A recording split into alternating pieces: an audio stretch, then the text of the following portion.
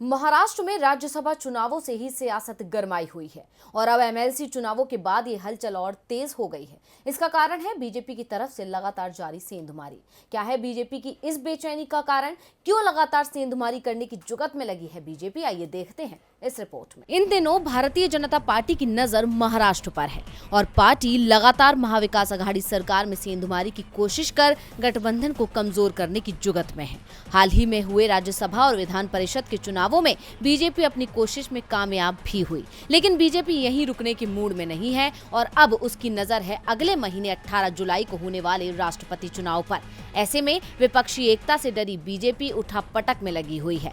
गौरतलब है कि राष्ट्रपति चुनाव के लिए विपक्ष के पास 51% और एनडीए के पास 49% वोट हैं।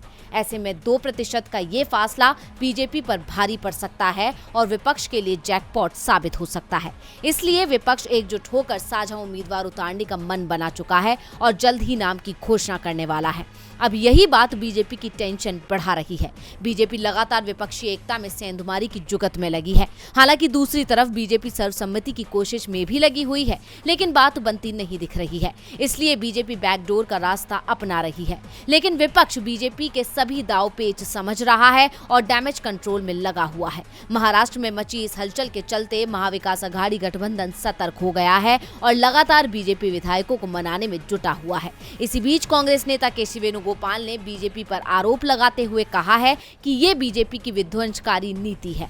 गौरतलब है कि एमएलसी चुनाव में क्रॉस वोटिंग के बाद मंत्री और शिवसेना के सीनियर नेता एकनाथ शिंदे गुजरात के सूरत चले गए हैं। शिंदे का दावा है कि उन्हें 20 विधायकों का समर्थन हासिल है। वहीं कांग्रेस का कहना है कि सभी विधायकों से बात हो गई है और वो जल्द ही वापस आ जाएंगे।